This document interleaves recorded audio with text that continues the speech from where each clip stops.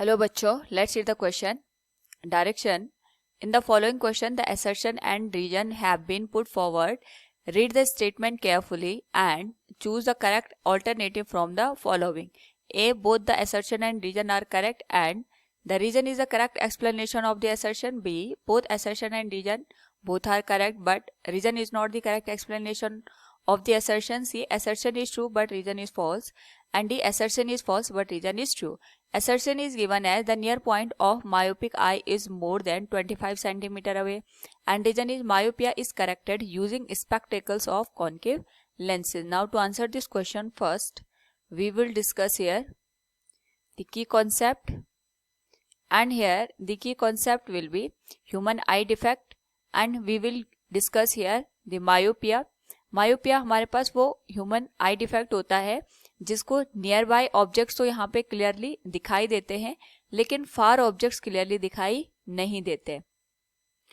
साथ में अगर हम बात करें यहाँ पे इसके कॉजेस की, तो इसका कॉज ये होता है कि यहाँ पे जो आई लेंस होता है उसकी जो कन्वर्जिंग पावर होती है वो इंक्रीज हो जाती है, या फिर जो आई बॉल होता है इसका जो साइज होता है यहाँ पे ये इंक्रीज हो जाता है। दोनों ही केसेस में जो इमेज होती है वो रेटिना पे ना बन के रेटिना से पहले ही बन जाती है और हम इसको करेक्ट कर सकते हैं by using concave lens.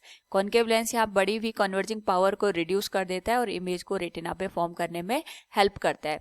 Now यहाँ पे साथ में हम यूज करेंगे नियर पॉइंट और फार पॉइंट का। तो नियर पॉइंट हमारे पास वो मिनिमम डिस्टेंस होती है जहाँ पे रखे ऑब्जेक्ट को यहाँ पे जो ह्यूमन आई होता है वो क्लियरली रेटिना पे फॉर्म कर देता है और नॉर्मल आई के लिए ये 25 सेंटीमीटर होता है।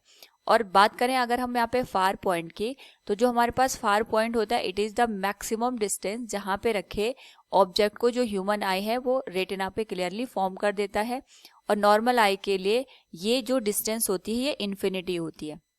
नाउ यहाँ पे अगर हम क्वेश्चन में असर्शन और रीजन को देखें तो assertion is stating the near point of myopic I is more than 25 centimetre. लेकिन अगर हम बात करें मायोपिक पर्सन की, तो मायोपिक पर्सन को नियर बाय ऑब्जेक्ट्स क्लियरली दिखाई देते हैं लेकिन फार ऑब्जेक्ट्स क्लियरली दिखाई नहीं देते। यानी अगर कोई पर्सन यहाँ पे मायोपिया से सफर कर रहा है इसका मतलब उसके लिए जो नियर पॉइंट आएगा वो सेम आएगा, वो यहाँ पे उसमें कोई भी चेंजेस नहीं होंगे। तो नियर पॉइंट जो मायोपिक पर्सन होता है उसके लिए 25 सेंटीमीटर होता है, लेकिन जो फार पॉइंट होता है ये यहाँ पे रिड्यूस हो जाता है इन्फिनिटी से।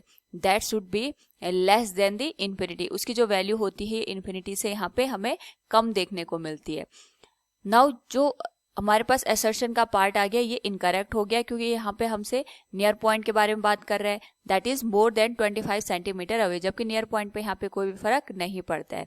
And reason is myopia is corrected using spectacles of concave lenses. ये पहले भी हम डिस्कस कर चुके हैं क्योंकि हमारे पास जो कन्वर्जिंग पावर होती है आई लेंस की वो बढ़ जाती है, उसको रिड्यूस करने के लिए हम यहाँ पे कॉनकेव लेंस का यूज करते हैं।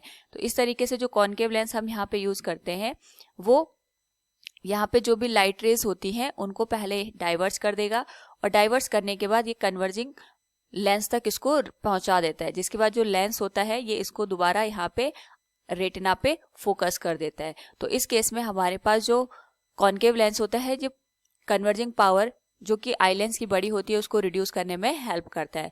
सो हमारे पास जो रीजन का पार्ट आ गया ये करेक्ट आ गया। So from the given option we can say assertion is false but reason is true. Option D will be the correct answer. Hope all you understood it. Thank you and best of luck.